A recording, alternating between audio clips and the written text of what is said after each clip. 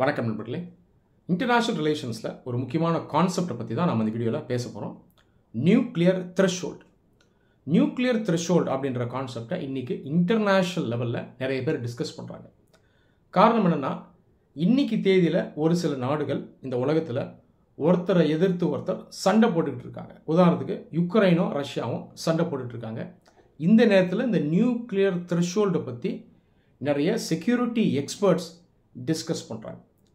ஒரு சில நாடுகளுடைய நியூக்ளியர் த்ரெஷ்ஹோல்ட் லோவாக கன்சிடர் பண்ணப்படுது, ஒரு சில நாடுகளுடைய நியூக்ளியர் த்ரெஷ்ஹோல்ட் அதிகமாக கன்சிடர் பண்ணப்படுது.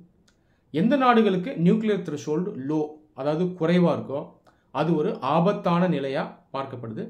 இந்த உலகத்துக்கே ஒரு அச்சுறுத்தலாகவும் அது பார்க்கப்படுது. சரி, இந்த நியூக்ளியர் த்ரெஷ்ஹோல்டு அப்படிங்கிறது என்ன? ஏன் ஒரு சில நாடுகளுக்கு நியூக்ளியர் த்ரெஷ்ஹோல்டு குறைவாக இருக்குது, ஒரு சில நாடுகளுக்கு இது அதிகமாக இருக்குது? இதை நான் இப்போ எக்ஸ்பிளைன் பண்ணுறேன். முதல்ல நியூக்ளியர் த்ரெஷ்ஹோல்டு அப்படிங்கிறது என்னங்கிறத நான் சொல்லிடுறேன். நியூக்ளியர் த்ரெஷ்ஹோல்டு இந்த கான்செப்ட் என்ன சொல்லுதுன்னா, நியூக்ளியர் வெப்பன்ஸை வச்சிருக்கக்கூடிய ஒரு நாடு. இந்த நாடுகளை இங்கிலீஷில் நியூக்ளியர் ஸ்டேட்ஸ் அல்லது நியூக்ளியர் வெப்பன் ஸ்டேட்ஸ் சொல்லுவாங்க. அதாவது அணு ஆயுதங்களை வைத்திருக்கக்கூடிய ஒரு நாடு. இந்த நாடுகள் இவங்களுக்கு அவங்களுடைய எதிரிகள் கிட்ட இருந்து ஒரு அச்சுறுத்தல் வருது அப்படின்னு வைங்க, அல்லது இவங்களுக்கும் இன்னொரு நாட்டுக்கும் ஒரு பிரச்சனை, ஒரு போர் வரக்கூடிய ஒரு நிலை இருக்குது அப்படின்னா, இந்த அணு ஆயுதத்தை வச்சிருக்கக்கூடிய ஒரு நாடு எந்த அளவுக்கு பொறுமையாக இருக்கும் அணு ஆயுதத்தை யூஸ் பண்ணாமல்? இந்த டைம் பீரியட், இந்த டைம் ஃப்ரேம் தான் நாம் நியூக்ளியர் த்ரெஷ்ஹோல்டு அப்படின்னு சொல்கிறோம். ஒரு சிம்பிளான எக்ஸாம்பிளோட எக்ஸ்பிளைன் பண்ணுறேன். உங்களுடைய வீட்டினுடைய பாதுகாப்புக்காக நீங்கள் என்ன பண்ணுறீங்கன்னா, ஒரு வெப்பனை வச்சுருக்கீங்கன்னு வைங்க. வெப்பன் அப்படிங்கிறது ஒரு பெரிய ஸ்டிக் வச்சுருக்கீங்க. உதாரணத்துக்கு உங்கள் வீட்டை யாரோ நைட்டில் அட்டாக் பண்ண வந்தால் இந்த ஸ்டிக்கை வச்சு அவங்கள நீங்கள் அட்டாக் பண்ணி உங்களையும் உங்கள் வீட்டில் இருக்கவங்கள நீங்கள் பாதுகாக்கிறதுக்காக வச்சுருக்கீங்கன்னு வைங்க. இப்போது உங்களுக்கு அந்த மாதிரி ஒரு அச்சுறுத்தல் இருக்குது. அச்சுறுத்தல் ஒரு தூரத்தில் இருக்குது, எந்த நேரம் வேணாலும் வரலாம். ஆனால் நீங்கள் எவ்வளோ நேரத்துக்கு பொறுமை காப்பீங்க அந்த ஸ்டிக்கை யூஸ் பண்ணாமல்? இதுதான் நம்ம இந்த த்ரெஷ்ஹோல்டு அப்படின்னு சொல்கிறோம்.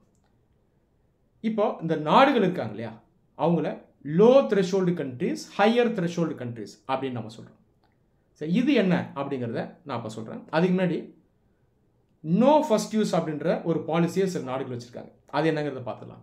இந்த உலகத்தில் மொத்தம் 9 நாடுகள் கிட்ட நியூக்ளியர் வெப்பன்ஸ் இருக்குது. அதாவது இவங்கெல்லாம் நியூக்ளியர் வெப்பன் ஸ்டேட். யாருன்னு பார்த்தீங்கன்னா, யுஎன் செக்யூரிட்டி கவுன்சிலில் பெர்மனன்ட் மெம்பர்ஸாக இருக்கக்கூடிய 5 நாடுகள்: America, Russia, China, France, Britain. அது இல்லாமல் இன்னும் 4 நாடுகள் கிட்ட நியூக்ளியர் வெப்பன்ஸ் இருக்குது. இவங்க யாருன்னா India, Pakistan, north Korea, Israel. Israel மட்டும்தான் நாங்கள் அணு ஆயுதத்தை வச்சுருக்கோன்னு இன்னும் அஃபிஷியலாக சொல்லலை. இந்த உலகத்தில் ஒரு நாடு பார்த்தீங்கன்னா நியூக்ளியர் வெப்பன்ஸை உருவாக்கி அதுக்கப்புறம் டிஸ்மேண்டில் பண்ணாங்க. இதை பற்றி நிறைய பேருக்கு ஐடியா இருக்காது. இந்த நாடு வந்து ஆப்பிரிக்கா கண்டத்தில் இருக்குது. இந்த நாடு சவுத் ஆஃப்ரிக்கா. ஆனால் இன்றைக்கி 9 கண்ட்ரீஸ் கையில் நியூக்ளியர் வெப்பன்ஸ் இருக்குது. ஆனால் அந்த 9 கண்ட்ரீஸில் 2 கண்ட்ரீஸ் மட்டும்தான் நோ ஃபர்ஸ்ட் யூஸ் பாலிசி அப்படின்ற கொள்கையை வச்சுருக்காங்க. அது எந்த 2 நாடுகள் பார்த்தீங்கன்னா, இந்தியாவும் சைனாவும். நோ ஃபர்ஸ்ட் யூஸ் பாலிசி என்ன சொல்லுதுன்னா, எங்கள் கையில் நியூக்ளியர் வெப்பன்ஸ் இருக்குது, ஆனால் எங்கள் நாடு வச்சிருக்கக்கூடிய நியூக்ளியர் வெப்பன்ஸை நாங்கள் எங்கள் நாட்டுடைய பாதுகாப்புக்காக வச்சுருக்கோம். மற்ற நாடுகளை அச்சுறுத்துறதுக்கோ அட்டாக் பண்ணுறதுக்கோ வைக்கலை. ஆனால் இன்னொரு நாடு நியூக்ளியர் வெப்பன்ஸை வச்சு எங்கள் நாட்டை அட்டாக் பண்ணுறாங்கன்னா, அந்த நேரத்தில் நாங்கள் கண்டிப்பாக எங்கள் நியூக்ளியர் வெப்பன்ஸை எடுத்து அந்த எதிரி நாட்டை அட்டாக் பண்ணி எங்கள் நாட்டை நாம் பாதுகாத்துப்போம் அப்படின்னு சொல்கிறது தான் அந்த நோ ஃபர்ஸ்ட் யூஸ் பாலிசி. சிம்பிளாக சொல்லணும்னா, முதல்ல நாங்கள் எங்கள் நியூக்ளியர் வெப்பன்ஸை எடுக்க மாட்டோம், ஆனால் நீ எடுத்துகிட்டு வந்து என்னை அட்டாக் பண்ணால் கண்டிப்பாக என்னுடைய வெப்பன்ஸ் எடுத்து நான் ஒன்று திரும்ப அடிப்பேன். இதுதான் நோ ஃபர்ஸ்ட் யூஸ். அப்போ இந்த நோ ஃபர்ஸ்ட் யூஸ் பாலிசி இருக்குன்னா ஜென்ரலாக அந்த நாடுகளுடைய த்ரெஷ்ஹோல்டு வந்து கொஞ்சம் அதிகமாக இருக்கும். அப்போ இந்தியா, சைனாவுடைய அந்த நியூக்ளியர் த்ரெஷ்ஹோல்டு வந்து அதிகமாக தான் பார்க்கப்படுது. மற்ற நாடுகள் பார்த்தீங்கன்னா நோ ஃபர்ஸ்ட் யூஸ் பாலிசியை ஃபாலோ பண்ணுறதில்ல, மிச்சம் இருக்கக்கூடிய 7 நாடுகள். ஆனால் இந்த நாடுகளிலுமே சில நாடுகளுக்கு இந்த த்ரெஷ்ஹோல்டு வந்து அதிகம். த்ரெஷ்ஹோல்டு அதிகம்னா நம்ம என்ன புரிஞ்சுக்கணும்னா, இந்த நாடுகள் அதிகமாக பொறுமை காக்கும். உதாரணத்துக்கு அமெரிக்கா, ஃப்ரான்ஸ், பிரிட்டன் போன்ற நாடுகள் த்ரெஷ்ஹோல்டு அதிகமாக இருக்கக்கூடிய நாடுகள். இதுக்கு சில காரணங்கள் இருக்குது. இந்த நாடுகள்லாம் ஜனநாயக நாடுகள்.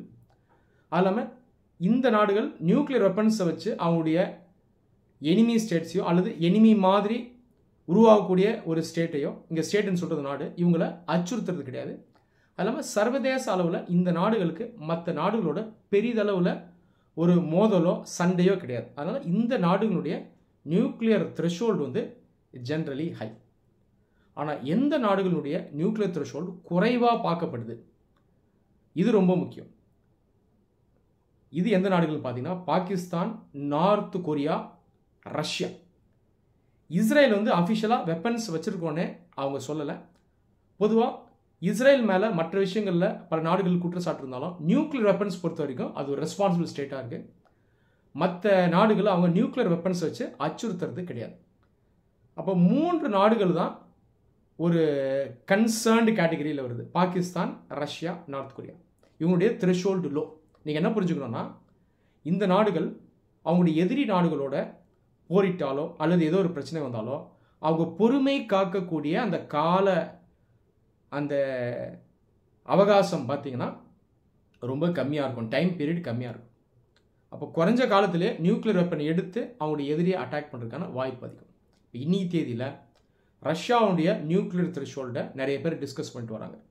2020 ரஷ்யன் லீடர் புட்டின் அவர் வந்து ரஷ்யாவினுடைய நியூக்ளியர் பாலிசி பற்றி ஒரு வரையறை கொண்டு வந்தார். ஸோ இந்த ஃப்ரேம் ஒர்க் என்ன சொல்லுது அப்படின்னு பார்த்தீங்கன்னா, ரஷ்யா அதனுடைய நியூக்ளியர் வெப்பன்ஸை யூஸ் பண்ணணும். எப்போ யூஸ் பண்ணணும்னா ரஷ்ய நாட்டினுடைய பாதுகாப்புக்கு ஒரு அச்சுறுத்தல் வரும்போது யூஸ் பண்ணணும். அது இல்லாமல் ரஷ்யாவினுடைய ஒரு எதிரி நாடு ரஷ்யாவை எதிர்த்து ஒரு கன்வென்ஷனல் வார் ஃபைட் பண்ணாலும் அப்போ ரஷ்யா நியூக்ளியர் வெப்பன்ஸை யூஸ் பண்ணணும் அப்படின்னு அவர் சொன்னார். கன்வென்ஷனல் வாருங்கிறது நியூக்ளியர் வெப்பன்ஸை எடுக்காமல் மற்ற வெப்பன்ஸ் வச்சு ஃபைட் பண்ணக்கூடிய ஒரு வார். இப்போ புட்டின் என்ன சொல்ல வர்றாருன்னா, இன்டைரக்டாக ரஷ்யா ரொம்ப பொறுமை காக்காது அப்படின்னு அவர் சொன்னார். இன்னைக்கு தேதியில் யுக்ரைனோட ரஷ்யா சண்டை போட்டுட்ருக்கு.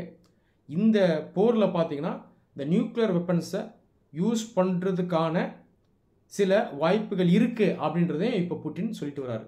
ஸோ இப்போ ரஷ்யா பார்த்தீங்கன்னா இந்த நியூக்ளியர் த்ரெஷோல்டு சம்மந்தமாக இப்போ டிஸ்கஷனுக்கு வந்திருக்கு. அடுத்து நார்த் கொரியா. நார்த் கொரியானுடைய நியூக்ளியர் த்ரெஷோல்டும் லோ தான். காரணம் என்னென்னா, நார்த் கொரியா நிறைய வருடங்களாக இன்டர்கான்டினென்டல் பேலிஸ்டிக் மிசைல்ஸை லான்ச் பண்ணி டெஸ்ட் பண்ணுவாங்க. அது இல்லாமல் ரீசண்டாக நார்த் கொரியன் லீடர்ஸ் என்ன சொல்லியிருந்தாங்கன்னா, தேவைப்பட்டால் எங்கள் கையில் இருக்கக்கூடிய நியூக்ளியர் வெப்பன்ஸை மினியேச்சரைஸ் பண்ணி, அதாவது சின்ன வெப்பன்ஸாக மாற்றி டாக்டிக்கல் வெப்பன்ஸாக நாங்கள் யூஸ் பண்ணுவோம் அப்படின்னு அவங்க சொல்லியிருந்தாங்க.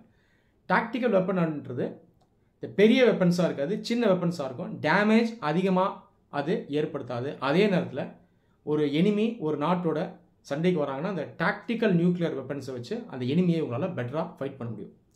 ஒரு நார்த் கொரியா பொறுத்த வரைக்கும் நியூக்ளியர் த்ரெஷோல்டு மறுபடியும் லோவாக பார்க்கப்படுது. பாகிஸ்தானுடைய நியூக்ளியர் த்ரெஷோல்டும் லோவாக தான் எஸ்டிமேட் பண்ணி வச்சுருக்காங்க. இந்த லோ த்ரெஷோல்டு கேட்டகரியில் வரக்கூடிய நாடுகள் மேலே தான் இந்த உலக நாடுகளுடைய கண் இருக்கும். காரணம்னா இவங்க அந்தளவுக்கு பேஷண்ட்டாக இருக்க மாட்டாங்க. இவங்க ஒருவேளை சீக்கிரமாகவே கூட இந்த நியூக்ளியர் வெப்பன்ஸை எடுக்கலாம் அப்படின்ற ஒரு அச்சம் எல்லா நாடுகளுக்கும் இருக்குது. முடிஞ்ச வரைக்கும் நாடுகள் இந்த நியூக்ளியர் வெப்பன்ஸை யூஸ் பண்ணாமல் இருக்கிறது நல்லது. நியூக்ளியர் வெப்பன்ஸை ஏதாவது ஒரு நாடு யூஸ் பண்ணாலும் அதனுடைய எதிரி நாடு மறுபடியும் யூஸ் பண்ணுறதுக்கு வாய்ப்பு இருக்குது. அல்லது அந்த எதிரி நாடை சப்போர்ட் பண்ணக்கூடிய சில நாடுகள் இந்த நாட்டு மேலே நியூக்ளியர் வெப்பன்ஸ் யூஸ் பண்ணக்கூடிய வாய்ப்பு இருக்குது. ஸோ அந்த மாதிரி ஒரு போர் கண்டிப்பாக ஃப்யூச்சரில் வரவே கூடாது அப்படின்றது தான் நம்ம எல்லாருடைய ஒரு விருப்பம். நீங்கள் நியூக்ளியர் த்ரெஷோல்டு கான்செப்டை இப்போ நல்லா அண்டர்ஸ்டாண்ட் பண்ணியிருப்பீங்க நம்புகிறேன். நன்றி.